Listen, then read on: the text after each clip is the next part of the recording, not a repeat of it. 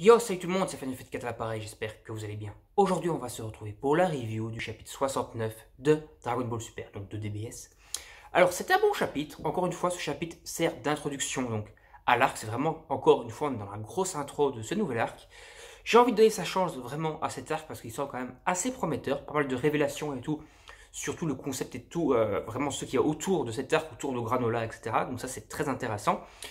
Il y a aussi des petites infos et des petites progressions, on va dire, par rapport à Vegeta. Goku, pas terriblement dans ce chapitre-ci, surtout Vegeta. Espérons que ça soit enfin l'arc à Vegeta, où Vegeta pourra briller et que Goku sera peut-être un peu mis de côté. Bon, je me fais des films parce que ça fait déjà des années qu'on pense ça, et au final, Vegeta se fait toujours presque one-shot par le gros boss de l'arc, donc on verra quand même.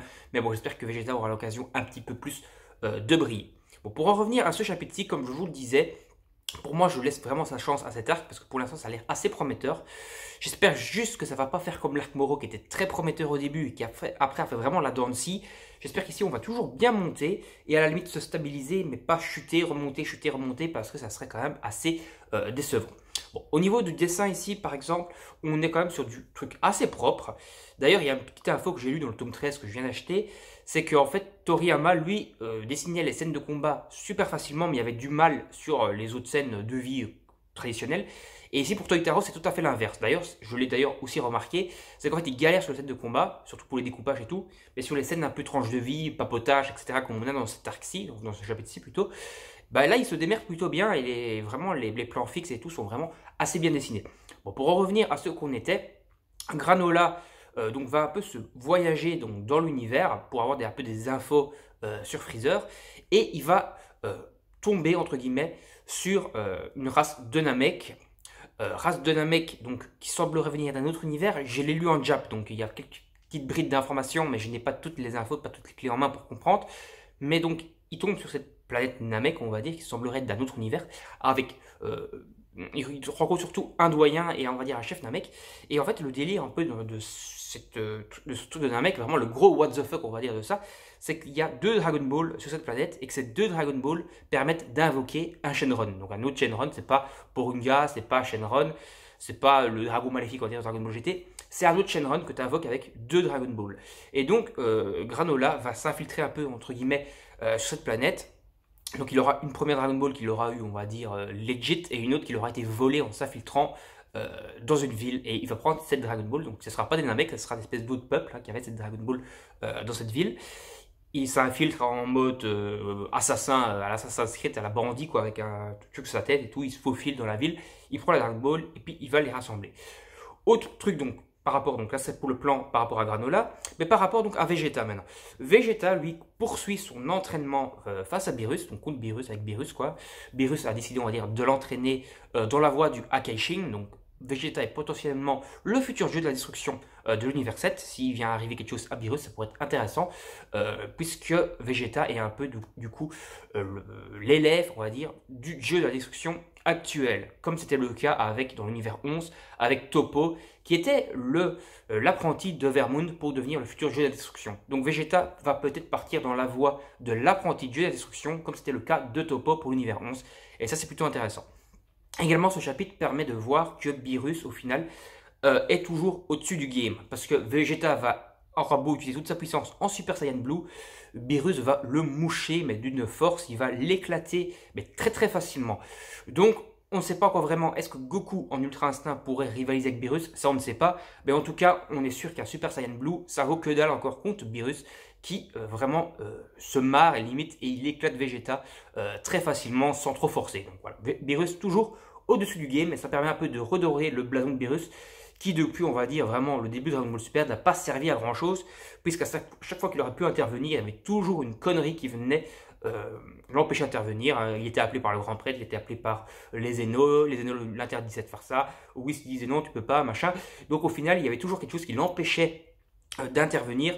Et là, on voit toujours quand même qu'il est au-dessus du game. Donc ça serait bien quand même de le voir intervenir de temps en temps, quoi.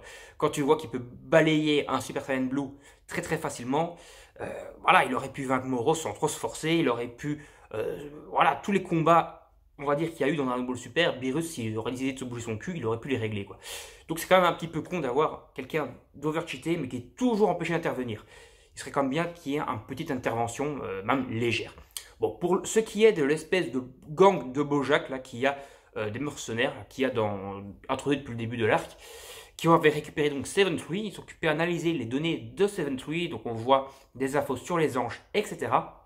On sait que l'un de ses membres est plus puissant que Granola, enfin c'est le seul, d'après ce que j'ai compris, qui est plus puissant que Granola, est considéré comme très puissant, mais il semblerait aussi du coup que Granola ne soit pas spécialement si fort que ça, et qui pourrait peut-être devenir potentiellement une menace. Donc il pourrait devenir une menace pour deux raisons. Son vœu avec le Shenron, si ça le rend beaucoup plus puissant, si ça le rend overcheaté, pour sa vengeance contre Freezer bien entendu, il pourrait devenir une menace même par rapport à Goku, parce qu'il serait devenu très puissant, et en fait le truc de vengeance, ça pourrait aller à l'encontre des principes des gentils, on va dire entre guillemets, donc de Goku, etc. Et puis Freezer, comme il les a aidés, entre guillemets, avec le tournoi de pouvoir, ça serait très con s'ils font ça, hein. J'espère qu'ils vont pas le faire. Il pourrait venir pleurer chez Goku, et Goku, comme il est con, il va dire « Ouais, mais tu nous as aidé au tournoi du pouvoir, donc on va t'aider, on va aller combattre Granola. » Voilà, si Freezer, on va dire, se prend une branlée contre Granola, et va pleurer chez Goku, il est capable, Goku, comme un con, d'aller aider Granola. Freezer à combattre Granola. J'espère vraiment qu'ils vont pas faire ça, parce que ça serait vraiment débile, mais à souhait. Bon. En tout cas, il y a plusieurs pistes en tout cas qui sont occupées à se dessiner, et j'espère soit que Granola, pourquoi pas, soit gentil, et Freezer, le Ménésis, l'adversaire final, on va dire, du manga, parce que je vois pas comment Dragon Ball Super pourra encore durer 170 ans.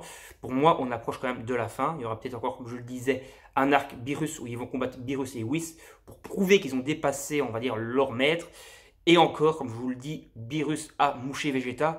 Donc, potentiellement, il faudrait encore un autre arc au moins pour voir que Vegeta par exemple atteint un espèce de mode transformation jeu de la destruction, Akaishin puissant, et que Goku a un ultra instinct surmaîtrisé qui permet de rivaliser avec les anges. Parce que je rappelle que Whis a précisé que en tant que possesseur d'ultra instinct, Goku est le plus faible, parce que tous les autres anges sont au-dessus de lui, le grand prêtre est encore au-dessus des anges, etc. En tout cas en maîtrise de l'ultra instinct.